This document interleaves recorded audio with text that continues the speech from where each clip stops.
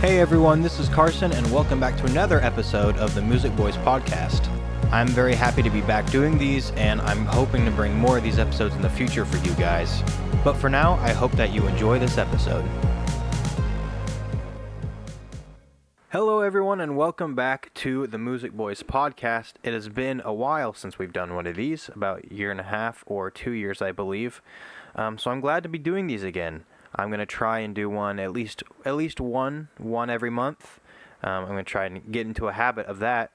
But our first guest back after this long hiatus is Jongnic Bontemps. He is an amazing composer. He's worked on Transformers: Rise of the Beasts. He worked on Redfall. He's done stuff for Call of Duty, specifically World War II, and he's done a lot of other various projects as well. And I'm very happy to have him on. He is an amazing individual. I got to meet him whenever I got to go to GDC recently, and I met him, ran into him, and it was incredible. And this whole talk was amazing. So I'm very thankful to have him on the podcast, and I hope you guys enjoy this episode. I'm here with the legendary Mr. Jongnic Bontemps. Yet again, I'm trying not to butcher the name. But he's a composer for multiple games, done multiple soundtracks. Some of the bigger ones that you may know him from are Redfall. He worked on Call of Duty, World War II, I believe, and then Transformers: Rise of the Beasts. But thank you for being here. Thank you for doing this. I appreciate it. I appreciate it. Well, thank you for having me. I really appreciate your spending the time and reaching out to me from GDC, inviting me on the show. Man, that was quite an experience for me, GDC. That was because I've just been in Oklahoma like my whole life, and so going there was, it was so that whole day, honestly, because we got to talk a little bit then, but I just wanted to share this with you just because it's just cool for me, and I just want to share it with you. But whenever we met after Austin Wintory's talk, it was just that whole day was so surreal, getting to meet and talk with you after being such a big fan of your work, and then we go meet Wilbert afterwards. Just that whole day was so crazy for me. And Gary Scheinman later, who did BioShock, it was such a crazy and cool experience, and I've been wanting to go to GDC for the last couple of years, but just never been able to because, again, like college and everything just taking up so much time. But I'm so glad that I did. I'm definitely going to be going again for the next couple of years for sure, Yeah, no, it makes sense. Things like GDC remind you that there's a larger community out there because we can be so separated, in our studios, our bedroom studios, dealing with classes or whatever it is, our lives, right? And then you go to a place like GDC where you see thousands of people who are not only game enthusiasts, but game creators and work on every part of a game. You're like, wow, I am part of this intricate and wide tapestry of people that create things that are meaningful to me. And as someone who has worked on games and has some stuff out there, it was extremely meaningful to me when people come up and say, hey, I know your work, or hey, thank you for this, or just want to sit and chat. Because again, the reason why I do this is to allow folks to have some joy when they interact with my work. I think the whole point of an artist is for people to have joy for the few minutes that they're interacting with whatever I have, right? Yeah. And for people to then tell me that that's the truth and to reinforce that makes everything so much more meaningful. So worth it. And so worth it, because I tell you, there's a lot of wailing and gnashing of teeth and self-doubt and self-loathing and crying over your soup when you're in the midst of putting some of this stuff together. Yeah. Yeah, 1,000%. I get that.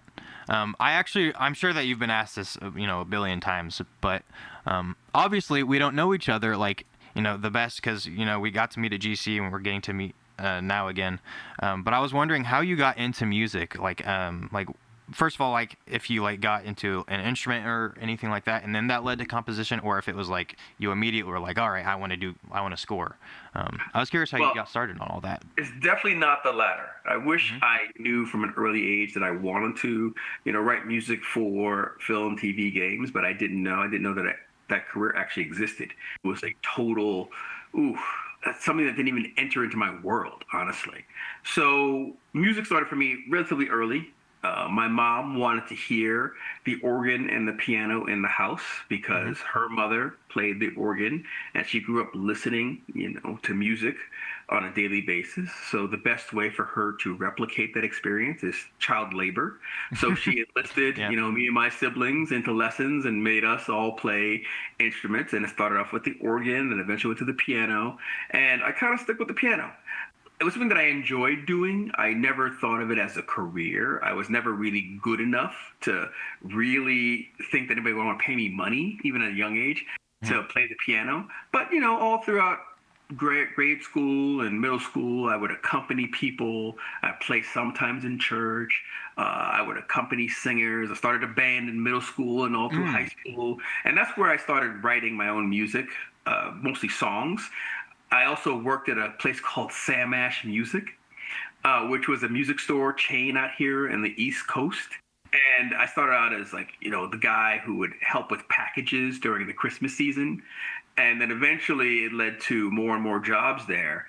And that's where I was introduced to synthesizers. And I remember the Korg M1 came out, and I was lusting after it, but I could never get it. Yeah. And then the Korg T3 came out, and I was like, oh my gosh, this is the first digital workstation where it had a multi-timbral 8-track sequencer, a bajillion sounds in my mind, right? And I was like, oh, Dad, I wanted this so badly. So my dad bought it for me for Christmas, or it was Christmas or a birthday, he got it for me. And that became my best friend. And I would just spend hours and hours just in my bedroom sequencing for an audience of one, just for me. Yeah. And I would just write these instrumental pieces all throughout high school. And then I would sometimes bring it to my band, and my band that we would play. And for our senior project, we recorded an album, which was no one is ever going to hear. Oh, so man. That's great. But still we did it. Yeah. And then I went off to college, and I figured, you know what? Music is going to be a hobby. I enjoy music a lot, but I'm going to be a lawyer.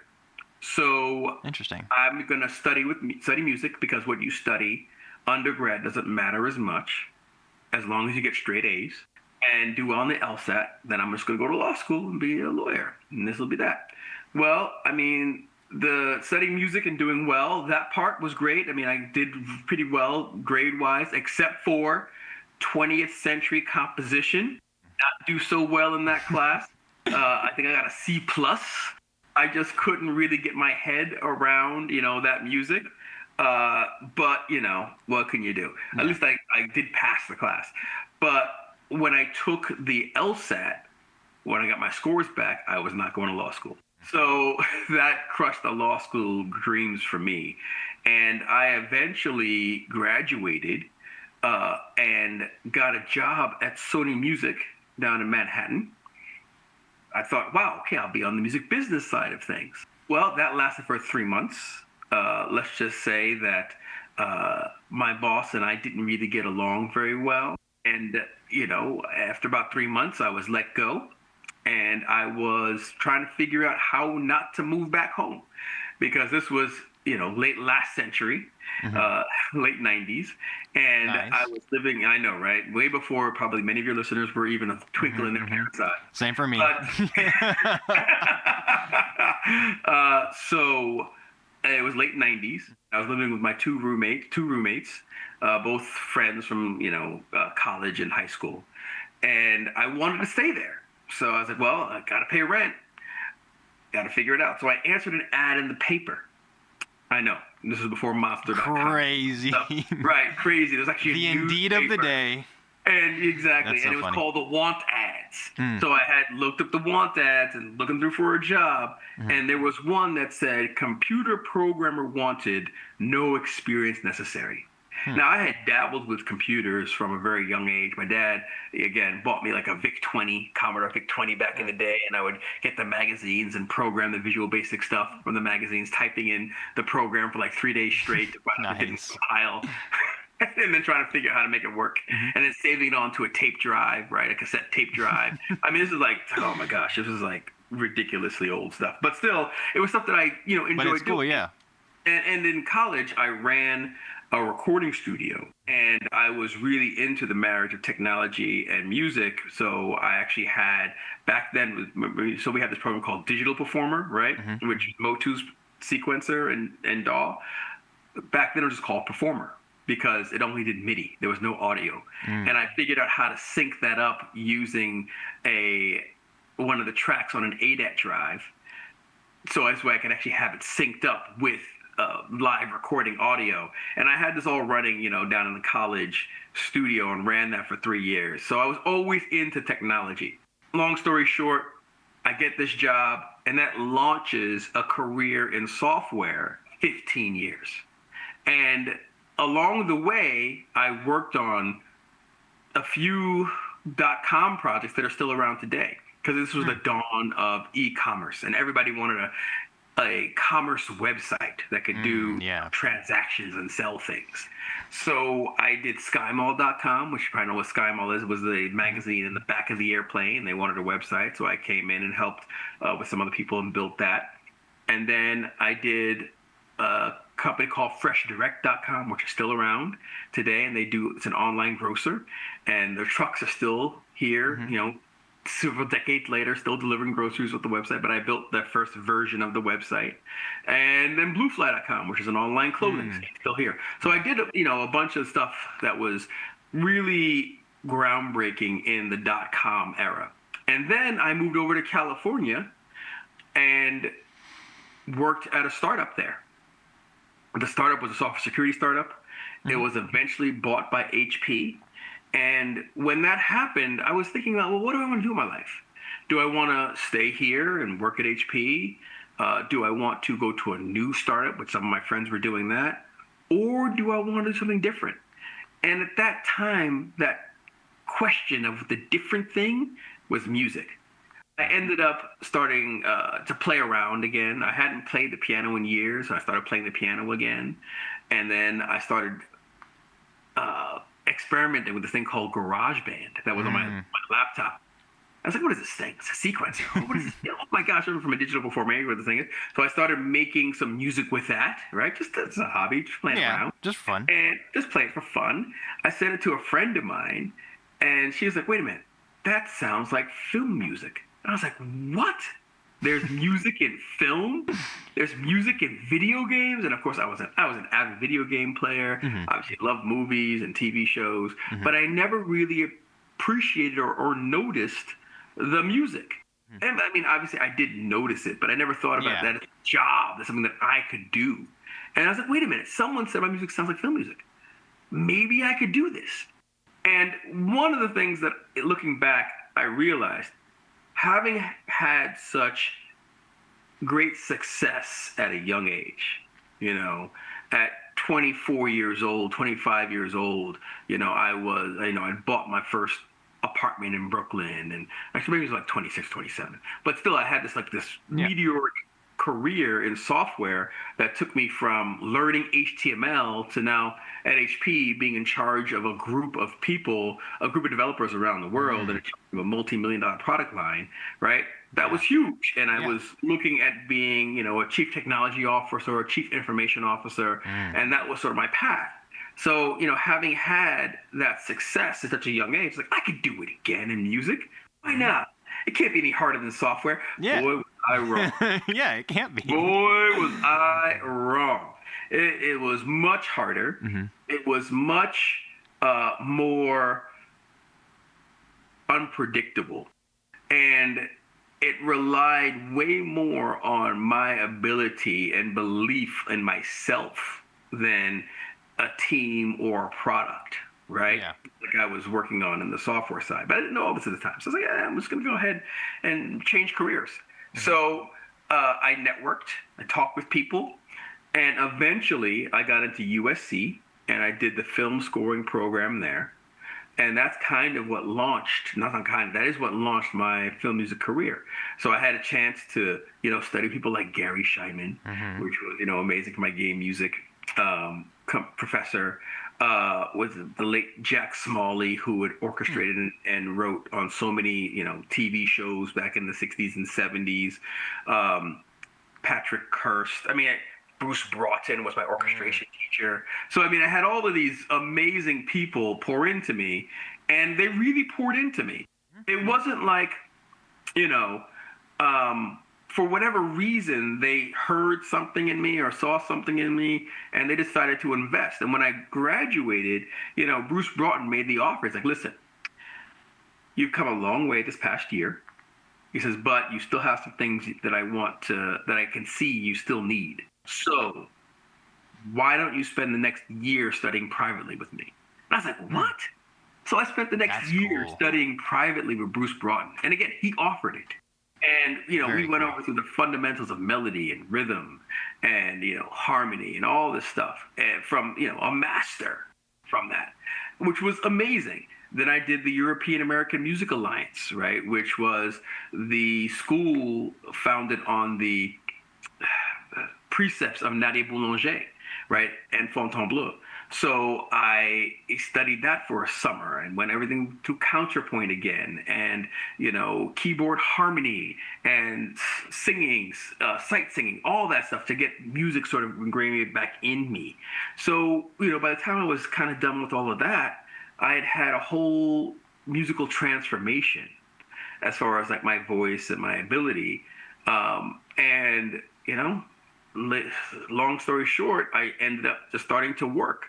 Now, here's the thing. With the working was with a lot of the filmmakers that I had met at USC, which were all, young and talented, but they were starting their careers as well. So my opportunities with them were mostly around, hey, we just shot a web series and we need you to write the music for it or write a song for it. Or I got a gig doing a web commercial for a bank. Can you score it for me? Or, can you work on my short film that I'm going to try and get into festivals? And of course, the answer was always yes, yes, yes, yes, please can I have another? And it wasn't about the money. But having switched careers, and at this point I'm in my late 30s, and I was married and had 2 kids. I had to figure out how to keep money coming to keep a roof over the heads and to keep the kids full, because they didn't sign up for this poor dad stuff, right? So to do that, a friend of mine suggested that I combine my tech side with my newfound music skills and open up a company doing tech support for composers. And that launched Composer Tech. That job allowed me to put money, in our pockets and keep food on the table. So I didn't have to extract funds, or at least worry about getting paid from the music side of things. So it was 2 things. My day job was to go to, established composers' studios and help them evolve their rigs or replace their rigs, help them troubleshoot issues. And then, nights and weekends, I was scoring projects. And I did that for like 7 years.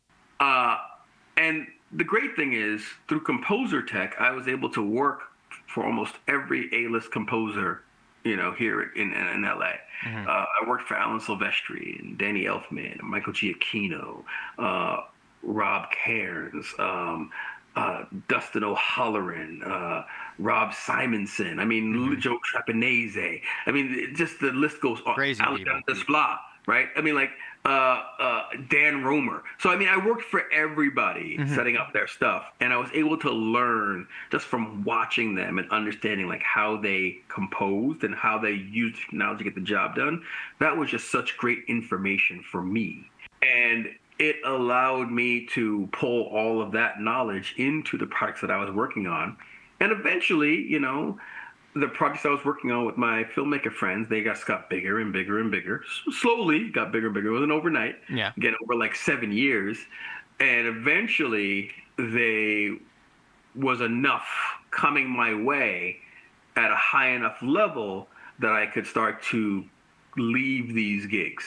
And thank God that was the case, because in 2019, COVID hit and there was no more Yeah. visiting That people would in have been studios. awful. Yeah. Right? Because I just couldn't. So by that point, I had some projects that was able to, sustain me and become a full-time composer. But it was quite a journey. Yeah. Yeah. Sorry, See, that was a long way no, of me giving hey, you. it's all good. That's what this is for, That's really cool though, that like you got to go and like, work on all these people's all their stuff. And I love all those guys. I'm a big fan of obviously, like, Alvin and the Chipmunks, Alan Silvestri, there Alan we go. Silvestri, yes. Danny Elfman, they're all like legends. Yes. But that is very, very cool. I was also wondering, like, because obviously you did Transformers: Rise of the Beasts, which, as I've already said, is like so good. And I've already said this as well at GDC, but I love the Maximals theme. It's like, it's so good. It really is. It really is. It's.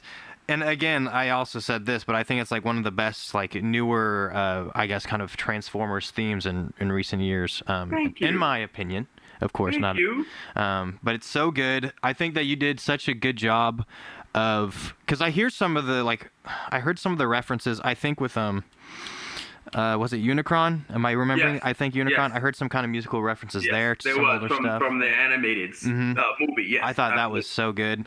I think that bringing in some of that 2007 Steve Jablonsky stuff at the end of the movie, I thought that was so good, because that whole movie, and I've seen it. I watched it many times in theaters. I even Love put it. hearing that. I even brought it over here just so I could show you.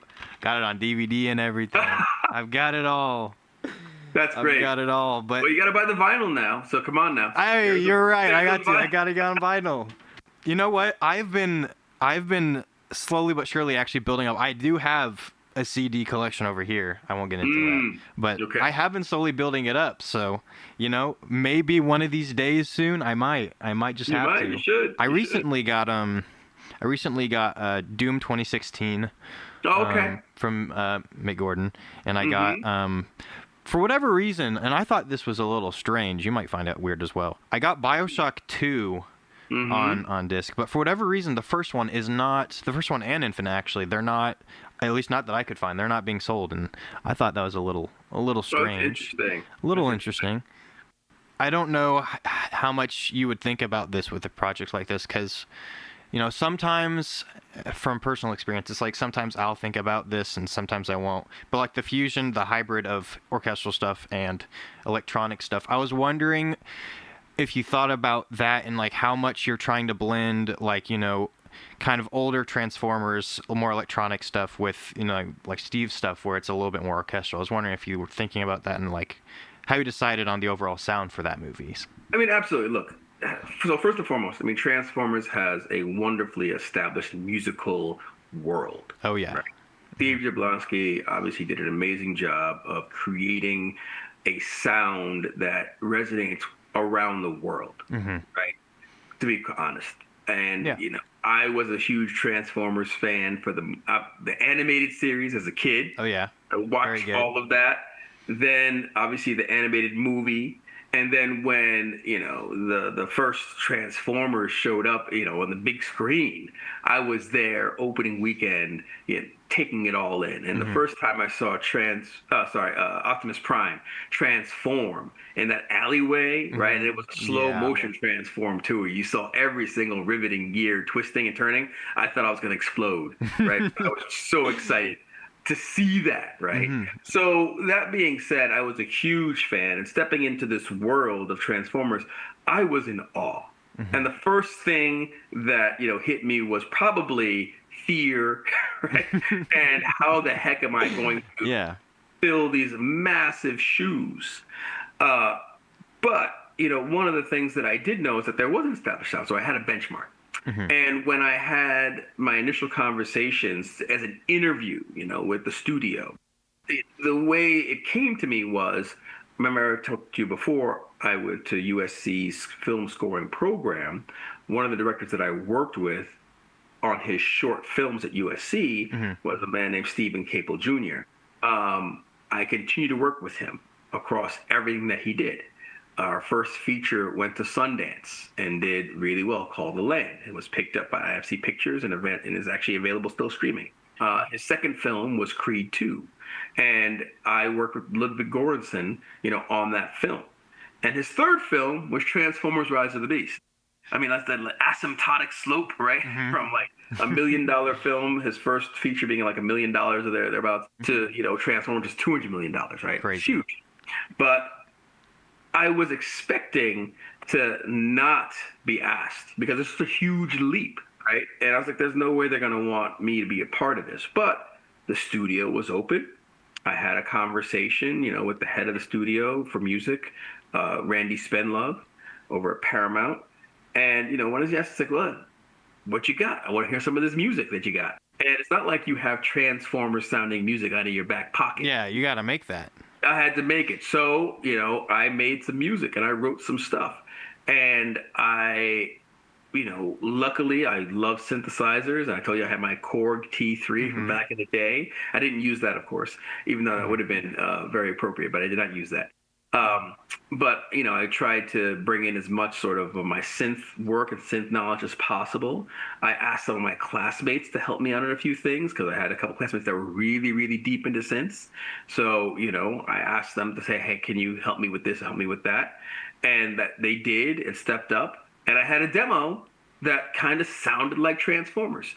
And it's funny, that demo, and I went and recorded it at Sony recording stage cool. in LA with LA's finest musicians. I did all of that out of my own pocket, and put together a video and the whole nine. And $20,000 later, I had a demo that I was able to present to the studio because look, cool. it was scary. Yeah, that too. That too. It was scary. It's like 20 grand for for a maybe, Yeah, for a maybe. For a meeting. And it was like 8-9 minutes of music and a 4-minute sort of presentation of myself video that tied together footage from past Transformers, interviewing me, voiceover from me, and also the music that I recorded and wrote, and me talking about it and why it worked and my relationship with Steve and all this kind of stuff. So it was a nice pitch reel, right? Yeah. And when that was all presented to the studio, and then you get crickets. Right, you have the meeting, they listen to stuff. Oh, it's great. We'll get back to you. And then guess what? Music is not the problem because they're out there shooting. They're making the movie, and they're thinking more about how we're gonna get our shoot days. Our actors are sick. Got a problem with the set. They're not thinking about music at all, right? It wasn't until they wrapped, which was basically almost November, maybe December. So I had my meeting in April. I didn't hear anything substantive until almost December. Wow. So I had kissed the project goodbye. I said, oh, they're not going to hire me at all. I guess it was $20,000. Got a nice little demo now. I can try for some other projects or this or that. And that was it. But they called my director. Thank God for him. He believed in me and he put me up front again and said, hey, we want to hire JB. And they hired me. And then it was really about, well, how do we, stay within the world of Transformers, but also create something new for, this new movie. And that's always a very delicate, balance. So how do we bring in new themes, new sounds? How do we still make it feel like Transformers? When do we bring in the other themes from the other movies, such as the Unicron theme, or we're going to bring in the Arrival to Earth theme toward the end of the movie. So these are all sort of decisions that we had to make because we wanted to make it feel like it's part of the same universe, but something new at the same time. That was delicate. And I was on that project for a year and a half. I was hired in December, I think, of 22. Yes, it was December of 22, I believe I was hired. Or was it 21? Wow. Might have been December of 21. And then it came out in June of 23. So That's right. it was almost 2 years, over 2 years, I was on that project. Crazy. That right? is quite a while. Quite a while. That is very, very cool. See, I did you ever I don't know if you had, because I think this was, I can't remember when Prime started, but did you ever watch any of that Transformers Prime? No, I don't think I watched Transformers Prime. That was probably a little bit Too new, I guess. Too too recent. new, or I was a little too old at that point in time. Yeah. To watch sort of like the animated stuff, but I did religiously watch all the movies, right? Uh, yeah, all six of them, right? Yes. Saw Yes. the movies several times. So I don't know what plans are going on for Transformers, because I mean, obviously the last movie I got was Transformers 1, but I hope that they have you on, because this thank you. stuff is it's separate from Michael Bay stuff. It's separate. So, and like you said, there is this new, it should fit within the world and the universe, but it is new. So hopefully, because again, I really liked your work on it, and I think that was great. So I Well, hope that thank you. they keep you on. Well, these decisions, I hope so too, because I would jump at the chance to work on another Transformer movie. Because again, I love the lore, and I really enjoyed what we put together, and I enjoyed the reception from the fans, which is also great. And I know I have it in me to do more, right? Yeah. But these decisions are complicated. Who's going to be the director, and who's the new studio heads, da da da da da, and do they want to bring in their people? So a lot of it, is it's going to be about relationships and what direction they want to go in, and what is the right tone for the films. So we'll see. We will see. We will see. Obviously, you've done some game music as well, as I mentioned, Call of Duty, which I'm guessing that's where you probably met Mr. Wilbur, right? No, well, it's funny. I met Wilbur. Remember, so back in the day, remember when I was in tech and I was in mid California, so the Silicon Valley area, San Francisco area. When I was researching this move to do music for media, I started hanging out at a place called Pyramid. And Pyramid was a music school / music production / music community space. And I was just intern there. So I worked my full-time job at HP, and then I would go and, at night or on the weekends and go hang out and intern, at Pyramid. And it was through that community that I met Will through there. And there were a couple things that people said, "Oh, you guys should meet because you guys have a couple things." And we both went to Yale. Obviously, we're both African American. Both bald. And we're also bald. So we were like, "Y'all should meet. Y'all twins." Yeah. So we were like, "Okay, no." But so we met through that community. We eventually met, and we sort of hung out a few times, and had just had some great hangs, right? Good laughter over good meals, hanging out with the game community in San Francisco. And that was a couple of years of us just being friendly with each other, right? And then eventually he got his big break because, for years he'd worked at Lucas Arts. Yeah. And then, he sort of left there and got the opportunity to do Call of Duty World War II. And he had to build a team, because, look, when you do these scores, you're not writing all the music by yourself. Yeah, yeah. It's just too much to write, and it's too fast, right? So you need to bring in people. And a lot of times, studios, whether it's a game studio or a film studio, they are very much interested in your, what they called infrastructure, meaning one of the things that they are buying when they are buying a composer is the assurance that the game or the film is going to get released.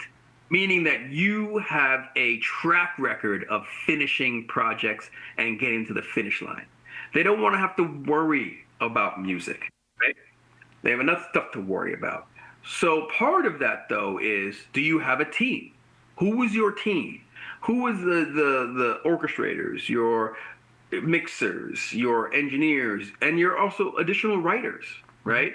That can come in and help us get this across the finish line, because it is too much for one person to do on their own, especially because all these things come together at the very end, where you kind of move slowly. Then all of a sudden, we got to finish. Hurry up! Now we're paying attention, and now you got fun. Oh, I have a whole hour of music to write in 3 months now, right? Which is then a daunting task for any one person. So they're looking then for people who have an infrastructure. And, Will, thank God, reached out to me and said, hey, do you want to be part of this team, to write some music? And it was great. And I learned a lot from Will, honestly. I learned a lot because I hadn't really done any games before. And so I learned a ton from him, how to think about game music. I learned a ton about, how he thinks about melody and harmony, because he's a freaking genius. So I was really excited to really have a front row seat to that. And it really influenced a lot of how I write now. So yeah, he got a chance. He invited me, and the funny thing is, when you do this music, you don't know where it's going to end up in the game. So I wrote a couple pieces, and I was so excited when I played the game and I heard music in the game. And one of the pieces that I wrote was placed in the landing in the beach of Normandy during D-Day. I was like, what? That's really something. I wrote that. I can't believe it's here it is. Right. So that just gave me so much encouragement. Yeah. That I could do this. Because remember, this is still all relatively early in my career, and I still was like, can I do this? Is this something that, am I going to have some longevity in this? I still ask myself that question, actually. Well, am I going to be around tomorrow? And like you were saying with Will and in his writing, I think that he's got some of the best. His brass and horn writing is like some of the best. Yes. Just some of the best, honestly. Just like, I don't know, something about it is just so, Helldiver's just really good. Yes. Yes. Like all of his work on Gundam. I mean, well, he said that's so his favorite good. ensemble to write for. He said he loves writing for brass, and that is his favorite. Yes. And that's something I think that we have to realize is that as a composer, right, you're going to have favorites. You're going to have things that you love doing, and people are going to be able to feel that, when they hear the music, because you're putting your love, your heart, right, and you also spend more time thinking about that or studying it. Yeah. Or delving into its mysteries because it's what you love to do. So it's really, I think, important as a composer to go, well, what do I love? And how am I going to bring that love to what I share with the world? That's me on electric guitar, I'll tell you that. And there you go. So many people they're like, oh, I remember going back, because we talked very briefly about the Helldivers fan film. I don't want to get too much into it, but we were watching. I did a watch party with my buddies because I included them in it because of course it was a pretty big project for me to be able to work on, and we were watching it, and anytime there was any kind of electric guitar in the background, they're like, is this yours? I'm like, no, it's not mine. I just think it's so funny. But yeah, I think that's so true that it's whatever you're super passionate about, and that's like people will know, people recognize it, and I think that's so cool, and it's just such a big part of your sound, obviously. But I was wondering also, there's obviously some kind of a difference how you approach film and games differently. I was wondering what the biggest differences are for you in terms of writing for film versus games. What kind of things do you think about differently, maybe, or how you approach that? I was curious. Well, I mean, cutscenes are pretty cut and dry. Because they give you the cut scene, right? And you're usually scoring depictions. That's very similar to scoring a film or a TV show, right? So you have to understand what's the drama, what's being said, what's the point of view of music, what do I have to hit, where does it got to change, and a lot of times you have the temp music. And from the temp music they put in there, you can understand the 3 T's, as I call it, which is tempo, texture, and transitions, right? What's the tempo of the temp music? What's the texture like? Is it synthetic? Is it orchestral? Is it large? Is it small? And then transitions, meaning where does it change? Because they crafted the temp music to change at certain dramatic story points, right? That's good. So I need to pull that as well. Oh, it changed here. This is an important thing. I need to pay attention to that. So I think that's very similar between both film music and also cutscenes in games. The difference I want to say is this, and I'll summarize it this way. In film, you are endeavoring to have the audience care about the characters, right? The film music is there to connect the audience to the story and to connect them to the characters and connect them to their inner struggle and build a relationship with them, right? In game music, they're trying to build a relationship with you. You are the character, That's true. right? So the music is there to help you care about the story, help you care about what you're doing, and help you have a greater investment into finishing the goal, right? So that's what I think. It's basically, what's the motivation? The motivation is to have me as a person be more invested in trying to, vanquish the enemy or hit this particular goal that the game is putting in front of me. So that being said, I'm trying to think more about what motivates, right, a user or gamer to want to keep playing and envelop them into this work, right? The other thing too is that just the sheer amount of music, because obviously, in a movie 2 hours long, Transformers obviously was about 2 hours of wall-to-wall music, but Yeah. in a game you could have hours upon hours, of music Of that you need gameplay, to yeah. write, of gameplay I need to write.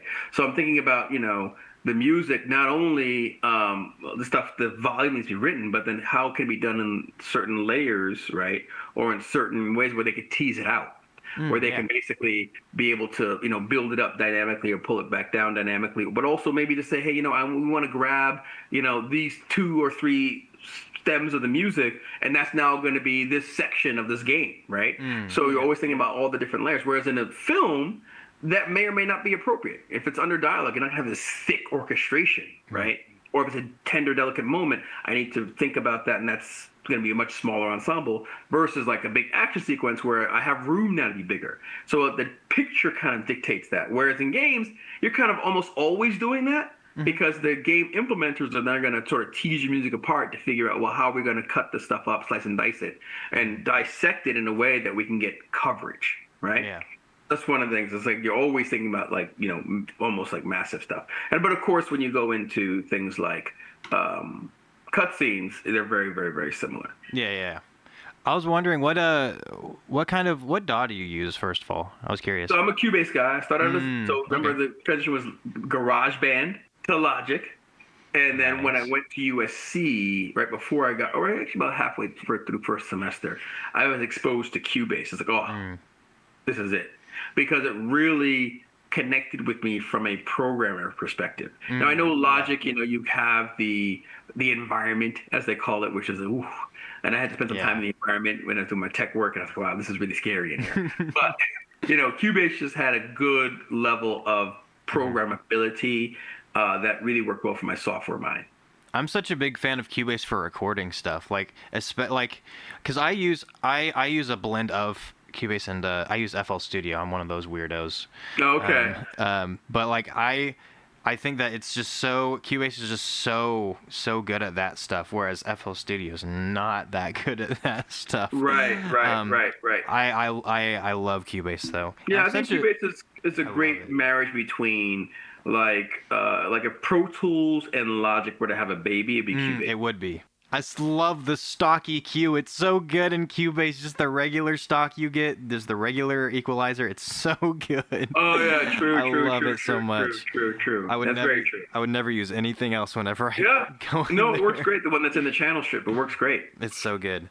I was also the reason I ask. I was wondering like what kind of stuff you use, because I recently have been trying to and this is so I guess kind of a niche question, I guess that's just for me, but I've been using a lot more 808 stuff recently, and I love all the 808 stuff in Redfall. What I think it's called Safe Room Chillin' in Redfall. Yes, Safe Room Chillin', yes. So good. It's so good. Thank you. So good. I was wondering like what plugin or what you use for 808s, and then what kind of stuff I used a contact instrument called 808 Warfare. Okay. Which was it's like an $80 little 808 plugin library. It wasn't a lot of money. It was $100. But what I did was I took a couple of 808s out of there and I kind of tuned them to what I wanted to do. When it actually went into the waveform and actually changed the waveform a little bit, nipped and tucked a few things, and basically got it to the point where it resonated with me. So I kind of took the stock and did that. And the other one that I use now a lot is Sublab XL, and especially when I want to have some melodic 808s, it's really great for that. So yeah, those are my two 808 plugins. Sweet. I'm gonna have to look those up because, like I said, I've been using. I don't know what's going on. I have Tannoy Gold 7 speakers, and Okay. something about like that, just the 808 sound mixed with like maybe a little bit of like a kind of like shorter lower strings is just, it sounds so good on these things. It's so Mm, good. What kind of speakers do okay. you have? I do have speakers, and I love my speakers. I have the PMC 8-2s. So yeah, I had to mortgage a child to get those speakers. But Nice. Nice. I've been talking to Wilbert. We're going back to Wilbert because I think this is funny, and I had no idea he does not use speakers at all. And yeah, I he's think headphones. I had never really thought about actually, just using headphones, and not going speakers, because everything you see in, like all the pictures you see and everything, everyone's using speakers, so that Right, never even right, crossed my right. mind. Well, I Um, mean, so back when people would come to your studio, mhm. obviously you needed speakers because Yeah. you're not going to get people headphones.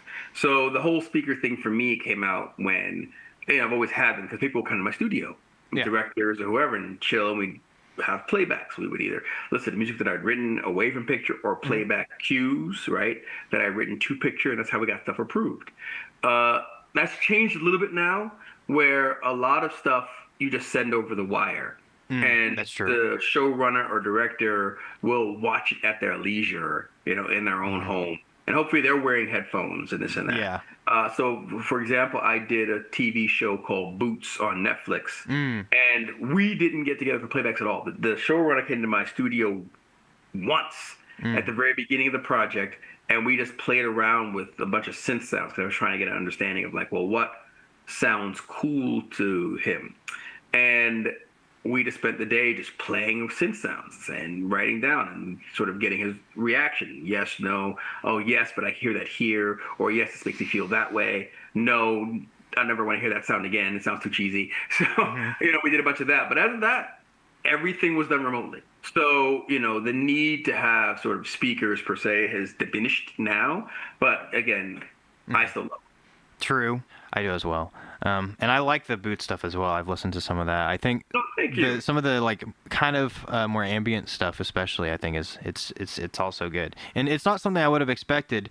I mean, I kind of do, but I kind of don't, because it is still like it's still military. So I kind of expected more of the, like, like the kind of, snares and all that stuff. Mm. So I think it's a really unique thing for it to be a military score and sound like that, or I Yeah, guess well, that military was the thing. one thing I can't take the credit for that. The showrunner's like, I don't Hmm. want bugles, I don't Hmm. want snare drums, I don't want any of that stuff. He says this is not the tone of the show, it's not Hmm. the show that I make. So from very early, he was very clear. Hmm. Those things that he did not want. He did not want to lean into, the military score tropes, and which is always challenging. It's fun but challenging because, like, well, I could have done that stuff because I know what to do there. Yeah, true. You get a point of like, oh, this is what I can do this. I can use snare Hmm.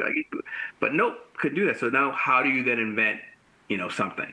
And one of the things that I like to do, and I started picking this up actually from that first feature called The Land, is are there diegetic sounds from the story Mm. that I can incorporate as score? And on The Land, which is again the first feature I did, I think it was back in 2015. Um, I had a friend of mine go to a skateboard park because it was a skateboard, Mm. and he recorded a whole bunch of kids on skateboards. And I was then able to take those sounds and turn them into percussion.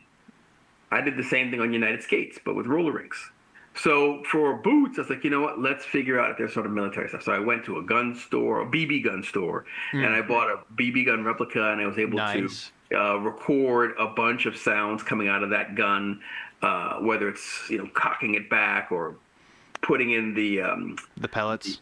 the pellets. Well, it wasn't Mm. quite pellets. It's supposed to be more like the cartridge Mm. for Oh, okay. I see. I see. sliding that in. I bought casings, both the bullet heads, but also the empty casings. Put them into military cans so I could Mm. have shakers and hit them with mallets and this and that. So I was able to create a whole percussion arsenal from military paraphernalia, and the director loved it. So I incorporated a lot of those sounds into the score, and he called it, the score special sauce. Mm-hmm. So whenever I get a chance to be inventive like that, I absolutely love it. And then of course, pulling from the sound of the era, set in the '90s. So Depeche Mode, hair band rock, U2, pulling from all of those popular idioms and sounds and incorporating that into the score was also helpful. So we kind of, lots of conversations, and we pulled all those things together. And that's honestly, that's one of the things that I love to do is figure out how I can have my scores be influenced by the popular vernacular, or even cultural music, and pulling that in a way where it feels authentic then to the story because we're pulling from the cultures of the story or the time of the story. We're pulling from the sounds of the story, and this helps, I think, the score get married to the story that you're trying to tell. Kind of moving kind of away from scoring stuff. I read on your website because I just did a little bit of light reading. Just I saw that you like jazz music. Yeah. So I was wondering, have you played in many jazz bands before? And like what your experience was with that, if you have. Oh, interesting. So I played in a jazz band in high school, Nice. and I thought that was going to be the thing that I do. And I really enjoyed it. I mean, I really, really, really did enjoy playing, that kind of music. I love playing, especially stuff from Thelonious Monk. I really enjoyed his style and his songs. And I also studied some jazz piano in college. So that's kind of my experience. But again, I was never good enough that people were going to pay any money to really hear me play. And I knew that about myself, right? And what I realize now is I like studying these things just because it informs my composition. Yeah. Currently, I am studying some gospel music because another thing that I also sort of played a little bit in church. But I really wanted to get like inside, so I found a course, and I'm taking that course right now, just about done with it, just so I can get a sense of like what are the cliches, the idioms, how do you think about it, so this way it can inform my composition, right? Because again, I want to be able to pull from these genres authentically and have it influence, my scores. That's really cool.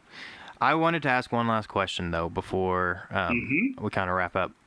Do you have any advice for people who want to get into composing for just anything? It doesn't have to necessarily specifically be one thing or another. But I was wondering if you have a general kind of piece of advice that you would give someone. I do. Because I do a lot of teaching and a lot of time with young people, aspiring composers, whether they're students or starting out their career.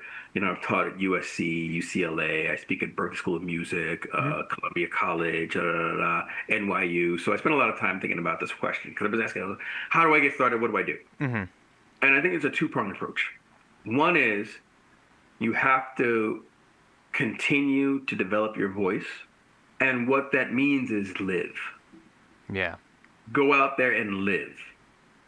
Develop hobbies. Play in bands. Get your heart broken. Live, right? Because by living, you are going to influence your voice. But also study music, right? And what do you like? Like we talked about with Will, what he likes, right? Well, you talk about brass writing. That then informs, right, your voice and what you want to do and your approach to the world. Because honestly, for anyone to have a career, you have to be unapologetically unique. And if you want to do it in the media, you have to be accessible and unique. Yeah. Right? Because with the age of AI, they can mimic anybody at this point. So, back in the day or a few years ago, maybe you could get a career as, I sound just like Hans Zimmer, right? So, I could be the inexpensive Hans Zimmer. That is gone. Right? So moving forward, you really got to figure out what is my voice? What is my contribution to the world? And that's going to take time. So give yourself time, but in that time, live. And eventually you're going to create a voice that is unabashedly unique to yourself and will attract people to you. The second thing is Geez, what is the second thing? The second, I always forget what the second thing is. The second thing is work with the people to the left and the right of you, right? There's nobody from on high gonna pluck you out of the crowd and say, "Oh, you're the one, Carson. We're gonna give you a studio job right now, or we're gonna bring you over into Bethesda and have you score. You're doing Fallout 5. You're doing Fallout 5 because we heard something online and this is what you that." So rarely. Once in a blue moon. And the problem is you hear it and you're like, oh, that could be me, right? But the odds are it's not going to be you. If it is, great, wonderful, more power to you. But the odds are that's not going to happen. So how do you build a career? You work with people at your level. So whether you're in school, find that film department or that game department, start writing music for them. If you are in a community, like I went to when I was in LA, I found like a little games collective. It was a space where they basically make games, right? Oh, and they cool. come and do casual games there. And a composer should be hanging out in there. Say, hey, you need music for your casual game? I'll write the music for you, right? So there was a space where you can go hang out. And I think they did it's called game jams, where you sort of create games for 48 hours. Yeah, they would do stuff like that, and they need a composer. Well, you could be that person.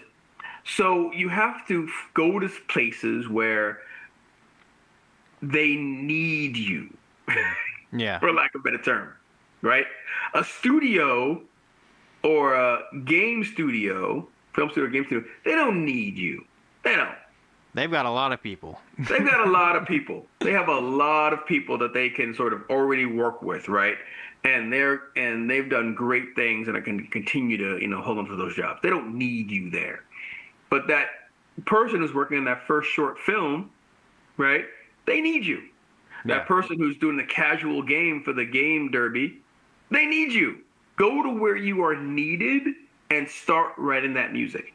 And do it as much as you possibly can for free, right? Now, the reason why I say free is if they ain't got no money, don't expect to get no money. Yeah. If you're all broke and you're all poor, that's great. Now, they're sitting on a treasure trove of cash. Then you're like, all right. Give it to you, then don't do that, right? Because that's BS. But if they ain't got nothing, you are both have nothing together.